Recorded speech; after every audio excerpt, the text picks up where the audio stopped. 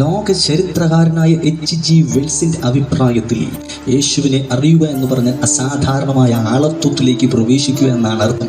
അറിയാൻ ശ്രമിക്കുമ്പോഴെല്ലാം അനന്തതയോളം ഉയർന്നു നിൽക്കുന്ന ദൈവവും നിന്ന് നോക്കുമ്പോഴെല്ലാം അടുത്തു വരുന്ന മനുഷ്യനുമായി കാണപ്പെടുന്ന ഗംഭീര സമസ്യയാണ് കർത്താവ് യേശു ക്രിസ്തു.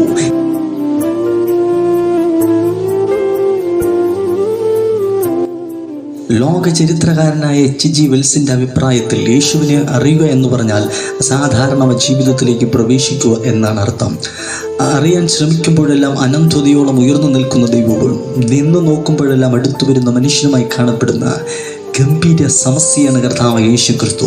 ഇവനെ ചിത്രീകരിക്കാൻ വിട്ടുപോയ ചരിത്രകാരനോ, വർണ്ണിക്കാൻ തുനിയാത്ത കവിയോ, എഴുതാൻ മറന്നുപോയ എഴുത്തുകാരനോ, ഉദ്ധരിക്കാൻ വിട്ടുപോയ പ്രസംഗകനോ, മാതൃകയാക്കാത്ത ദാർശനികനോ, ചൂണ്ടിക്കാണിക്കാത്ത പ്രവാചകനോ, യേശുവിൽ നിന്ന് പ്രചോദനം ലഭിക്കാത്ത വിപ്ലവകാരിയോ, നവീകരണവാദിയോ, വിമർശകനോ ആരും തന്നെയില്ല.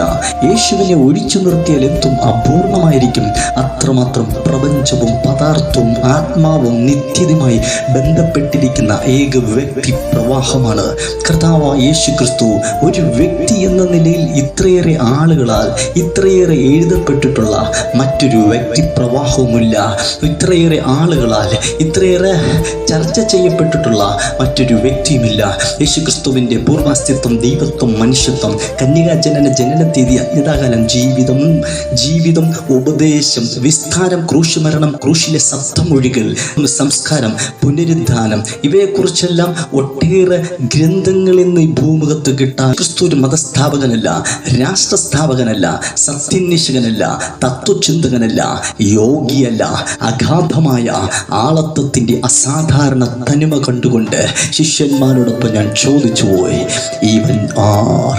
ദൈവത്തോടൊപ്പം ദൈവവും മനുഷ്യനോടൊപ്പം മനുഷ്യനുമെന്ന രീതിയിൽ സുവിശേഷ വീക്ഷണ കോണിൽ നിന്ന് നോക്കിയപ്പോൾ യേശുവിൻ്റെ ക്രിസ്തുത്വം എനിക്ക് മനസ്സിലായി.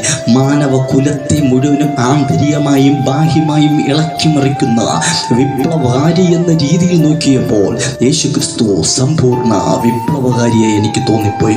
ഒളിയും വരക്കോലും പിടിച്ചു നിൽക്കുന്ന വിശ്വകർമ്മത്തിനുകൊണ്ട് എനിക്ക് തോന്നിപ്പോയി, ഇവൻ തൊഴിലാളികളുടെ ക്രിസ്തു.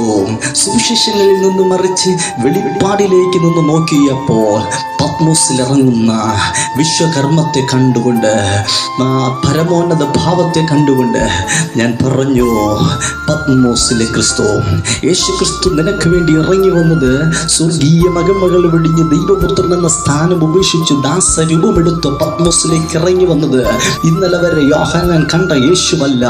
ഇന്ന് കാണുന്ന യേശു 7 പൊൻനിലവിളക്കുകളുടെ നടുവിൽ നിലയെങ്കി ധരിച്ചു മറത്തു പൊൻകച്ച കെട്ടി വെള്ളോട്ടിന് സദൃശമുള്ള ഭാവമുള്ള യേശുവിനെയാണ് യോഹന്നാൻ കാണുന്നത്.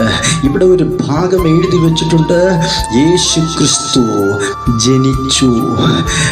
യോസേഫ് തൻ്റെ പുത്രനായ യേശു ക്രിസ്തുവിനെ ജനിപ്പിച്ചു എന്നല്ല, യേശു ക്രിസ്തു ജനിച്ചു.